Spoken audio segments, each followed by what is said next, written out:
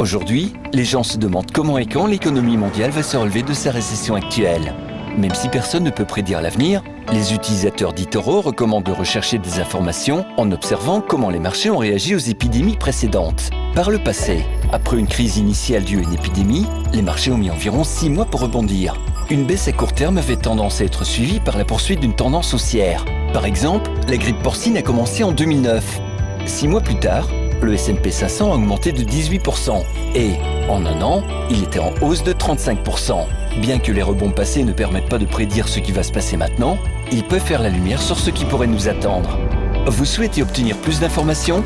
Sur eToro, vous pouvez consulter, poser des questions et comparer les stratégies de plus de 10 millions d'utilisateurs du monde entier. Participez à la conversation sur eToro, le leader mondial des réseaux de trading social.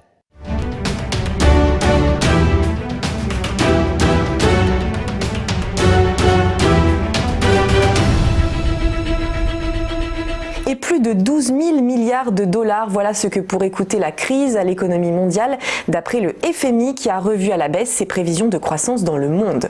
L'économiste en chef du Fonds monétaire international, Jita Gopinath, a expliqué que cette baisse reflète des résultats économiques pires que prévus au premier semestre, l'anticipation d'une distanciation sociale persistante au second semestre et les dommages infligés à l'offre potentielle. D'un recul de 3%, le FMI penche maintenant à moins 4,9%.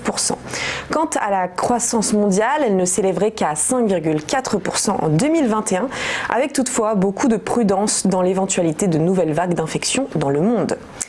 En France maintenant, le ministre de la Santé, Olivier Véran, a annoncé hier mettre 6 milliards d'euros sur la table pour les salaires à l'hôpital dans le cadre du désormais célèbre Ségur de la Santé. Une somme importante mais qui semble insuffisante pour les organisations syndicales. Pourtant c'est historique en comparaison aux sommes injectées dans ce secteur les années précédentes. D'ailleurs, la Fédération hospitalière de France avait estimé à 5,5 milliards d'euros le montant nécessaire pour revaloriser les personnels des hôpitaux et rattraper le retard par rapport à la moyenne européenne. Des négociations sont en cours avec les partenaires sociaux pour répartir les différents étages de revalorisation. Les discussions devront se terminer en milieu de semaine prochaine. Enfin, l'Union européenne a indiqué dresser la liste des pays dont les ressortissants seront autorisés à se rendre en Europe à partir du 1er juillet et il se pourrait que les Américains n'y figurent pas. Les États-Unis n'ayant pas encore contrôlé totalement la pandémie, il est difficile d'imaginer pour l'instant leur retour sur nos territoires.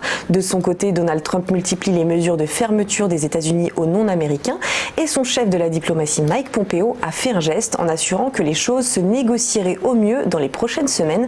Il est important pour les États-Unis de redonner la capacité aux Européens de revenir aux États-Unis, comme il est très important pour les Européens de reconnecter pleinement avec l'économie américaine, a-t-il déclaré. Hier, le CAC a chuté de près de 3%, moins 2,92% pour être précis, à 4 871,36 points.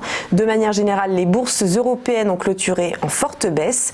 Le DAX, moins 3,43% à 12 093,94 points et le FTSE, moins 3,11% à 6 123,69 points. On se retrouve dans quelques instants pour la suite du Live TV Finance.